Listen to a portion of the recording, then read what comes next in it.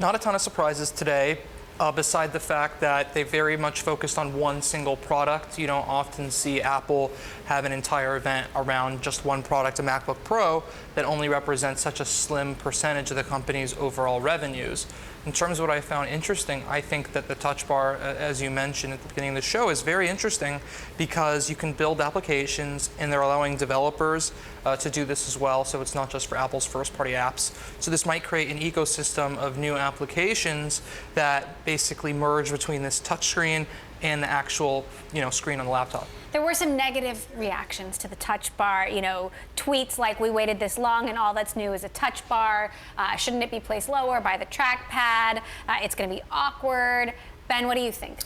I mean, I think, when you look at what Apple's doing, and interestingly, I think the Touch Bar is sort of an admission on their behalf that some sort of a touch experience belongs on, our clamshell, right? People have argued about this for a long time. Apple said we're not going to put touch on MacBooks or PCs themselves, but this is a recognition that there are some things that are nicer when you can use your finger. And so I thought it made sense, right? Philosophically, they're saying, move your fingers forward, keep the touch where your fingers are versus going like this, and that makes some sense. So it really just comes down to the workflow. How do people prefer to use these things? And anytime we see, just looking at what Microsoft did and what Apple did, anytime we see innovations in hardware, it's designed to create innovations in software. So really, both of these products are dependent on what the software community does with the things that they're now enabling, whether that's a big touch screen and a pen and a dial or the Touch Bar. It's really the software community that's going to advance that feature meaningfully. So what's your take on Microsoft versus Apple this week?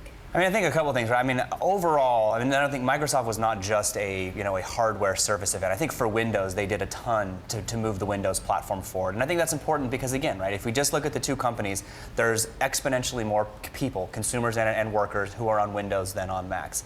And I think the way that they're starting to sort of come away from this, like, productivity is just Excel, and they're getting more exciting about creativity and 3D, and you can see some HoloLens stuff that's on the roadmap for next year at $300.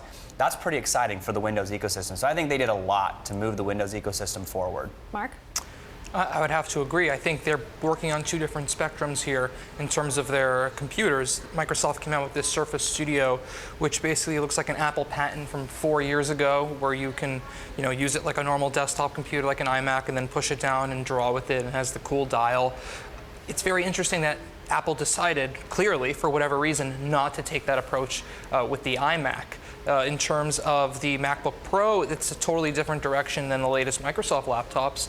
I've been testing one, and you can either have it in a clamshell mode, like a normal laptop with a keyboard, touch the screen, or you can pop the device off, and it's like you have a laptop when you want a laptop, and then you have a tablet when you want a tablet. Instead, Apple wants to sell you both. From a financial perspective, that's the way to do it for Apple, a company that's worth more than any other tech company in the world. But from a convenience standpoint, some people might like the Microsoft approach. But of course, hardware is starting to become a little bit more commoditized. Anyone can get OLED technology, anyone can get processors, anyone can build their own graphics engines now. And as you see with the Google Pixel phone, it really comes down to the software. Do you want to be part of the Windows platform? Do you want to be part of the Android platform? Or do you want to be part of the iOS platform?